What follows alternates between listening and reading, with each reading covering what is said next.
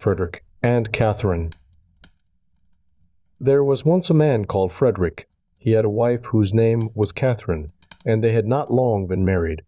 One day Frederick said, "Kate, I am going to work in the fields. When I come back, I shall be hungry, so let me have something nice cooked, and a good draught of ale." "Very well," said she, "it shall all be ready." When dinner time drew nigh, Catherine took a nice steak, which was all the meat she had, and put it on the fire to fry. The steak soon began to look brown, and to crackle in the pan, and Catherine stood by with a fork and turned it. Then she said to herself, "The steak is almost ready. I may as well go to the cellar for the ale." So she left the pan on the fire, and took a large jug, and went into the cellar and tapped the ale cask. The beer ran into the jug, and Catherine stood looking on. At last it popped into her head, "The dog is not shut up. He may be running away with the steak. That's well thought of." So up she ran from the cellar, and sure enough the rascally cur had got the steak in his mouth and was making off with it. Away ran Catherine, and away ran the dog across the field, but he ran faster than she and stuck close to the steak. "It's all gone, and what can't be cured must be endured," said Catherine. So she turned round, and as she had run a good way and was tired, she walked home leisurely to cool herself. Now all this time the ale was running too, for Catherine had not turned the cock, and when the jug was full, the liquor ran upon the floor till the cask was empty. When she got to the cellar stairs, she saw what had happened. "My stars," said she, "what shall I do to keep Frederick from seeing all this slopping about?" So she thought a while, and at last remembered that there was a sack of fine meal bought at the last fair, and that if she sprinkled this over the floor, it would suck up the ale nicely. "What a lucky thing," said she, "that we kept that meal. We have now a good use for it." So away she went for it, but she managed to set it down just upon the great jug full of beer, and upset it, and thus all the ale that had been saved was set swimming on the floor also. "Ah, well," said she, "when one goes another may as well follow." Then she strewed the meal all about the cellar, and was quite pleased with her cleverness, and said, "How very neat and clean it looks." At noon Frederick came home. "Now, wife," cried he, "what have you for dinner?" "Oh, Frederick," answered she, "I was cooking you a steak, but while I went down to draw the ale, the dog ran away with it, and while I ran after him, the ale ran out. And when I went to dry up the ale with the sack of meal that we got at the fair, I upset the jug. But the cellar is now quite dry, and looks so clean."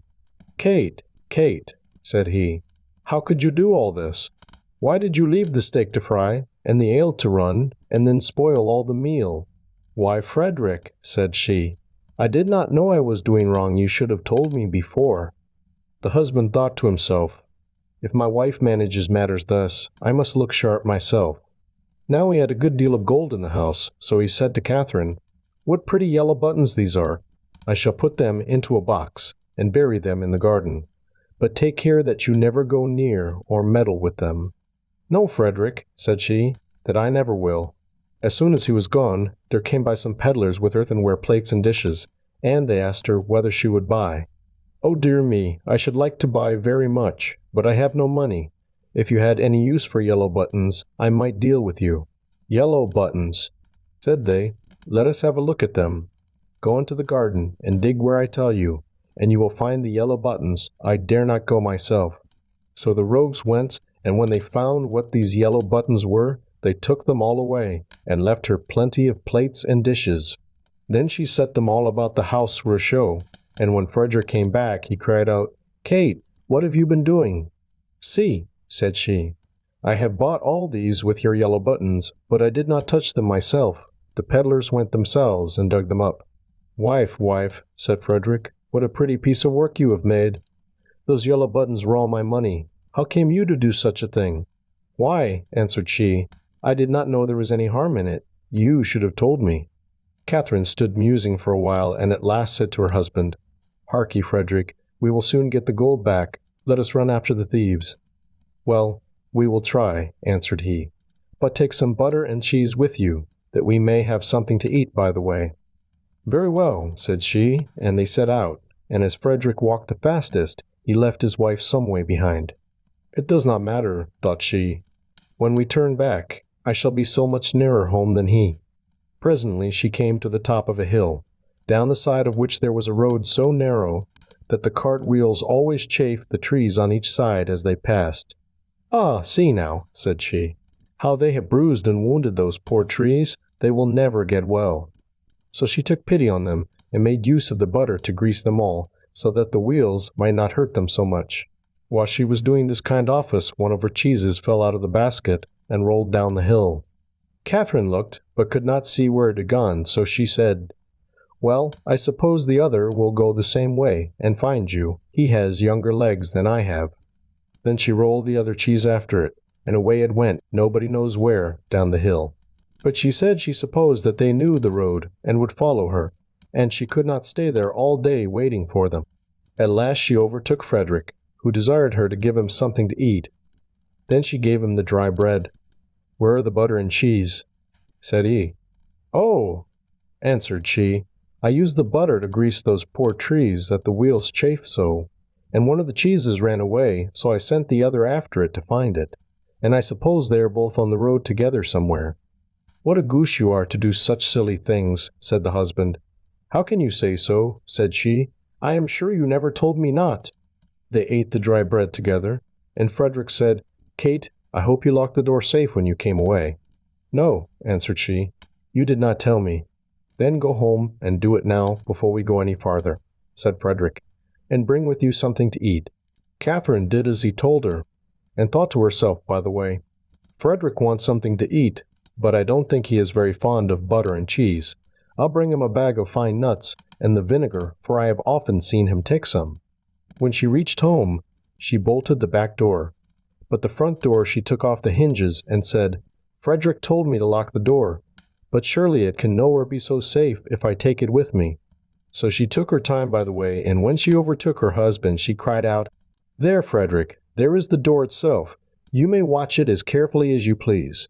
"Alas, alas," said he, "what a clever wife I have.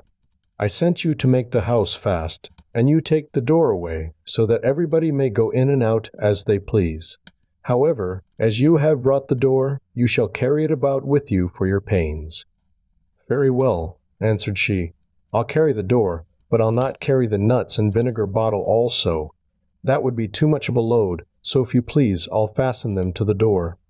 Frederick of course made no objection to that plan, and they set off into the wood to look for the thieves, but they could not find them, and when it grew dark, they climbed up into a tree to spend the night there. Scarcely were they up, than who should come by but the very rogues they were looking for. They were, in truth, great rascals, and belonged to that class of people who find things before they are lost. They were tired, so they sat down and made a fire under the very tree where Frederick and Catherine were. Frederick slipped down on the other side and picked up some stones. Then he climbed up again and tried to hit the thieves on the head with them, but they only said, "It must be near morning, for the wind shakes the fir apples down." Catherine, who had the door on her shoulder, began to be very tired, but she thought it was the nuts upon it that were so heavy, so she said softly, "Frederick, I must let the nuts go." "No," answered he, "not now, they will discover us. I can't help that, they must go." "Well then, make haste and throw them down, if you will." Then away rattled the nuts, down among the boughs, and one of the thieves cried, "Bless me, it is hailing." A little while after, Catherine thought the door was still very heavy, so she whispered to Frederick, "I must throw the vinegar down." "Pray don't," answered he. "It will discover us." "I can't help that," said she. "Go it must." So she poured all the vinegar down, and the thieves said, "What a heavy dew there is."